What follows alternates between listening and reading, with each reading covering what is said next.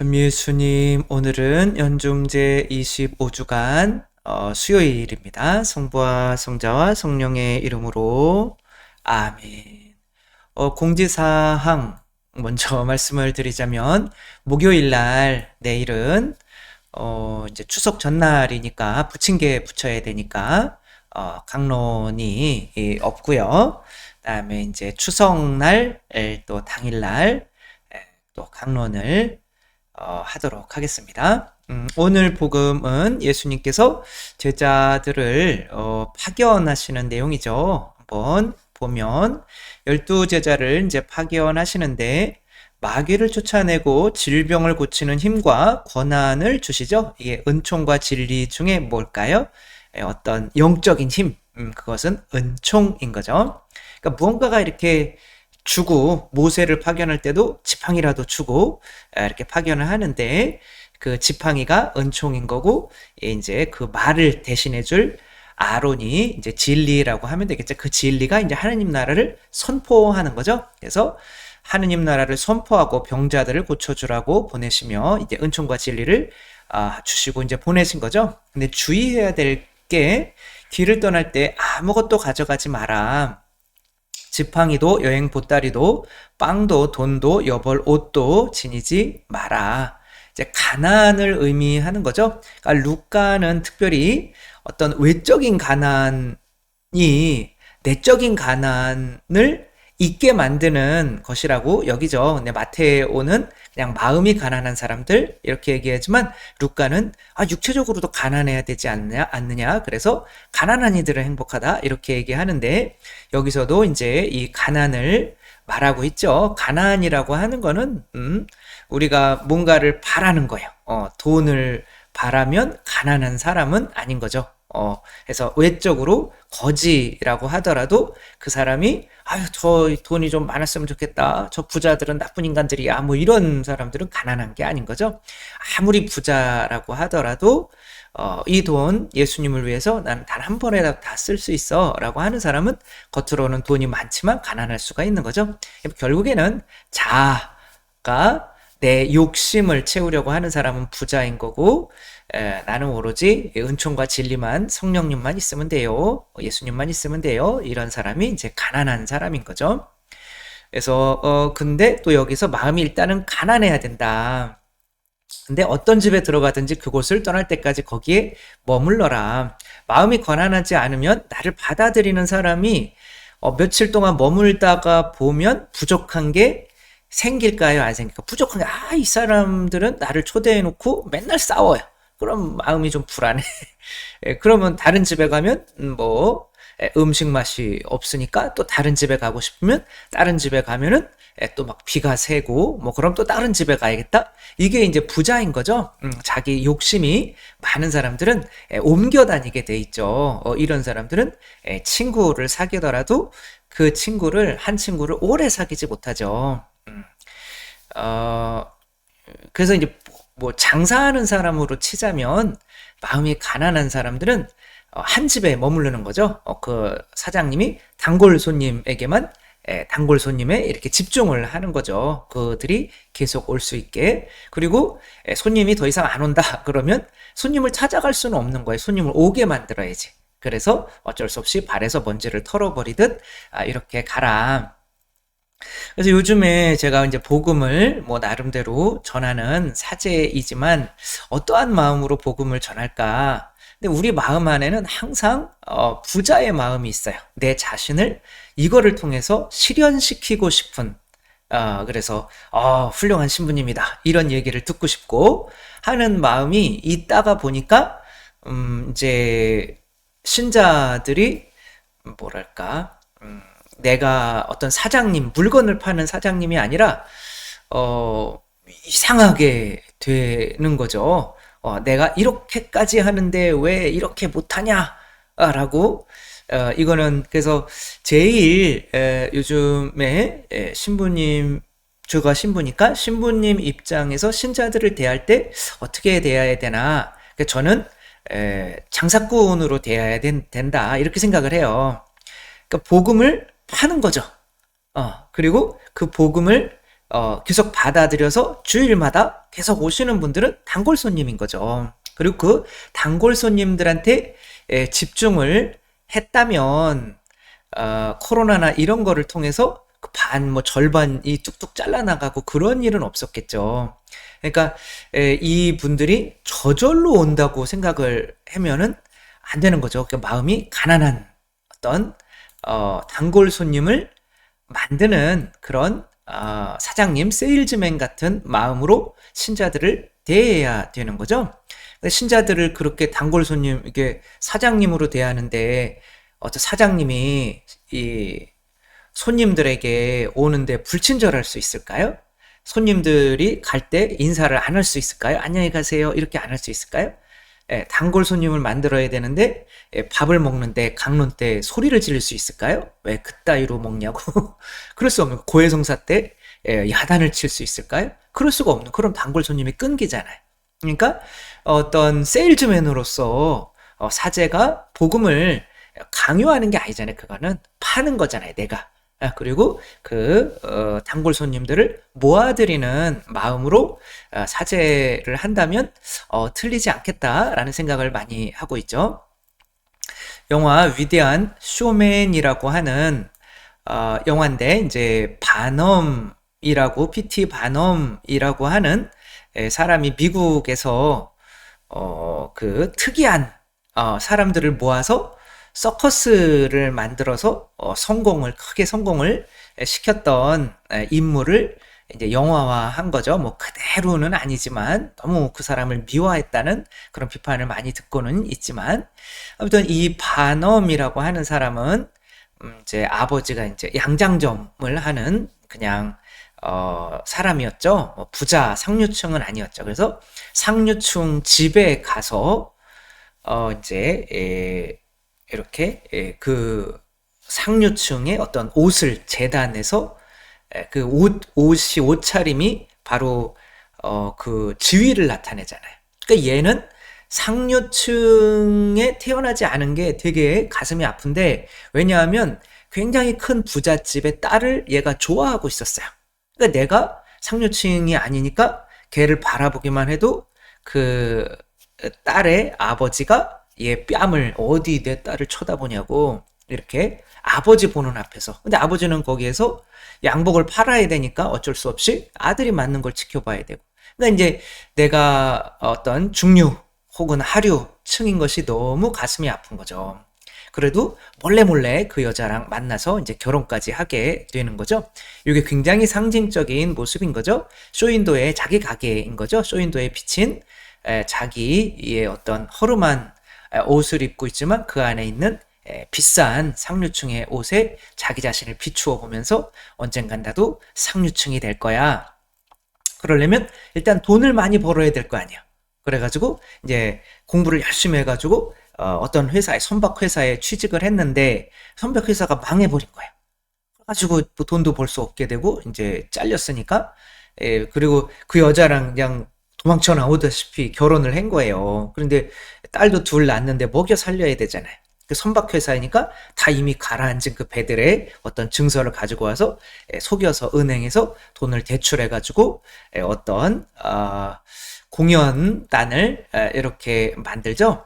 네, 여러분들이 이렇게 보시듯이 남자처럼 생겼는데 여자고 또 어떤 여자인데 턱에 수염이 나고 또 뭐 어떤 사람은 막 굉장히 키가 크고 어떤 사람은 굉장히 키가 작고 뭐 이런 사람들 특이한 사람들 세상에서는 정말 기형아라고 불려질 수 있는 특이한 사람들을 모아가지고 사람들에게 이제 볼거리를 제공하는 거죠. 처음에 그렇게 해가지고 이제 상류층 본인이 상류층이 되려고 하니까 박물관을 하려고 했는데 아무도 안 오는 거예요. 그러니까 어쩔 수 없이 이런 사람들을 모으니까 요런 곳에 상류층은 절대 안 오죠.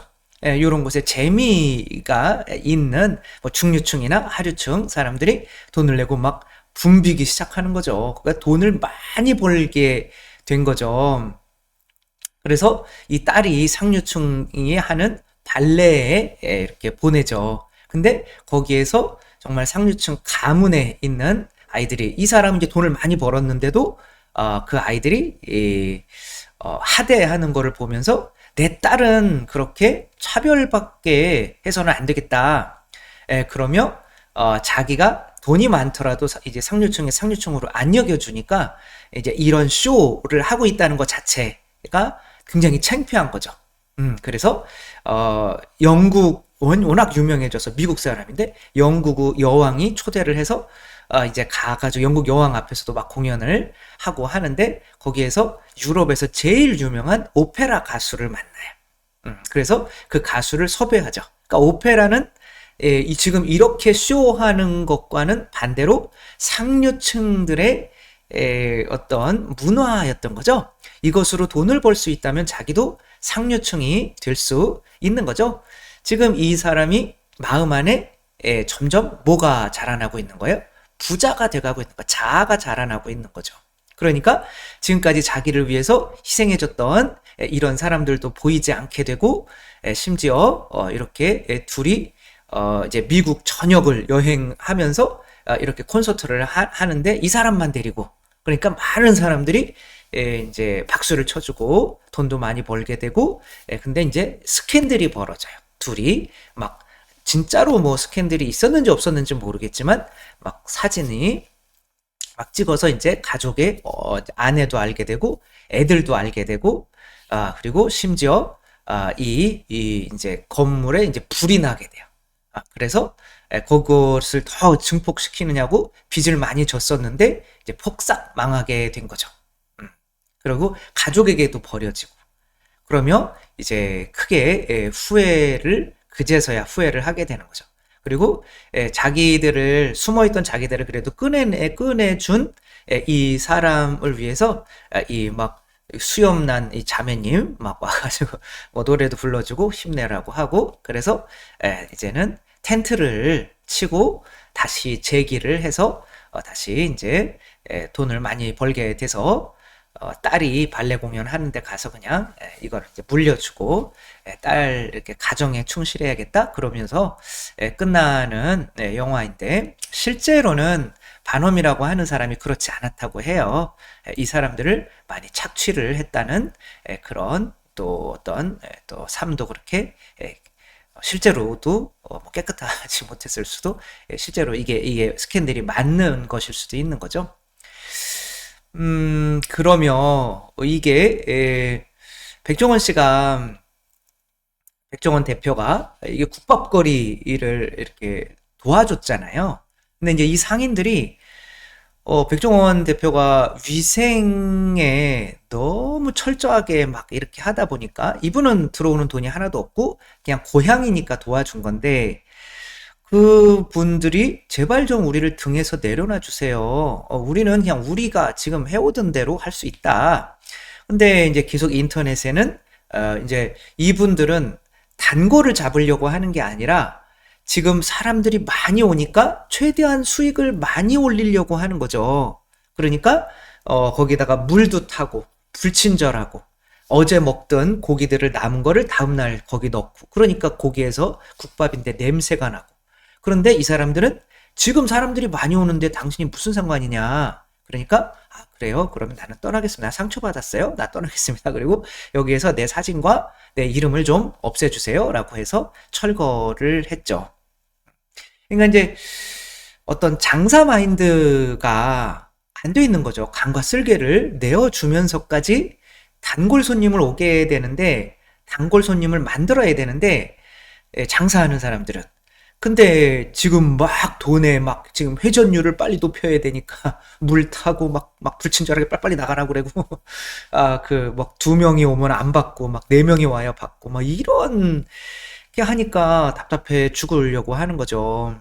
그러니까 어쩌면 우리 교회도 복음을 파는 그렇게 파견된 교회도 그런 모습이면 안 된다 이런 거죠. 어떤 것만 사건만 탁 터지면 그냥 와르르 무너지는 거죠. 유럽도 뭐 아동 무슨 뭐 신부님들이 성추행 뭐 이런 거로 그냥 뭐 교구들이 그거에 비용 되느냐고 다 파산 신청까지 하고 뭐 난리인 거죠. 뭐 그 어떤 장사 저는 대학교에서도 경영학을 뭐 다 하지는 않았지만 경영학을 이제 공부 군대에서도 이제 경영학 뭐 이렇게 어떤 이론이나 이런 것보다는 어떻게 장사해야 되나 그런 것들을 이렇게 보다가 이제 신부가 됐는데 그 신부가 돼 보니까 비슷한 거예요.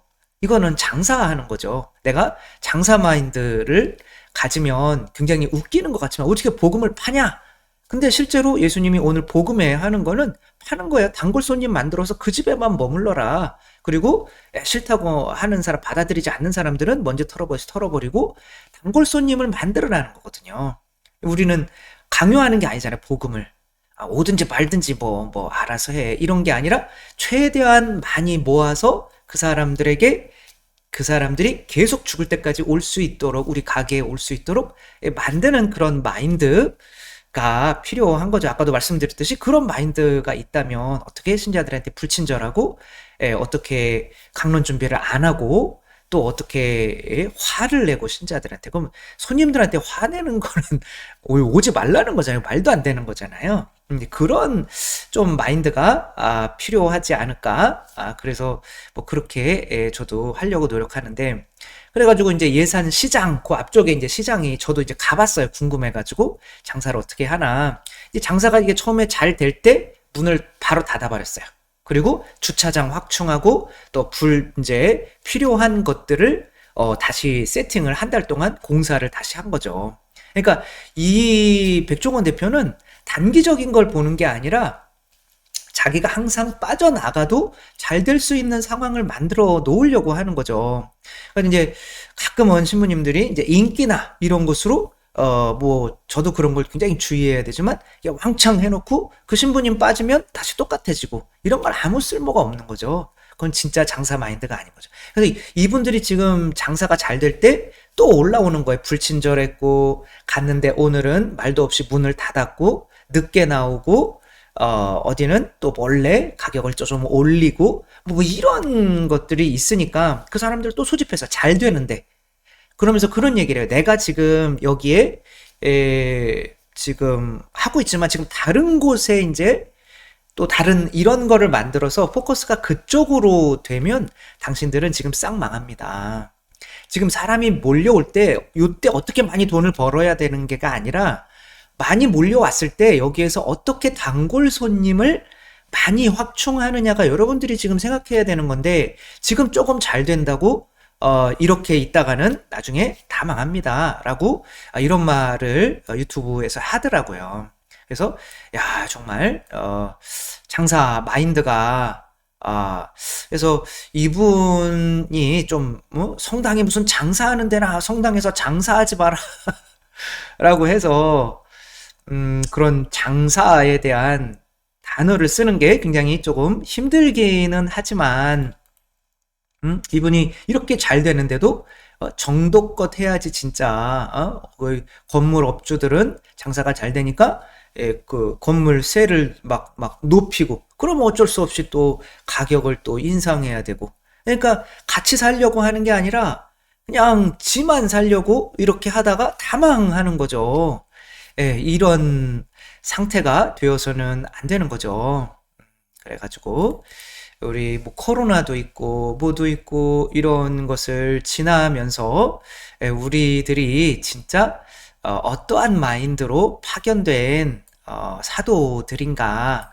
오늘 복음을 자세히 보면 이들은 어떤 지금의 어떤 뭐다 그렇다는 건 아니지만 뭐 오시든지 많이 와라. 그러며 또 그들이 단골이 되게 만드는 어떠한 생각은 그리고 그런 자세나 그런 것들은 되어 있지 않으면서 왜 성당에 안 나오냐라고 하고만 있지는 않은지 뭐 저 자신부터 반성하고 다시 온전한 복음을 파는 세일즈맨으로서의 그 자세를 다잡을 수 있었으면 좋겠다는 생각이 듭니다. 주님께서 여러분과 함께 전능하신 천주 성부와 성자와 성령께서는 여기 모인 모든 이에게 축복을 내리시어 길이 머물게 하소서.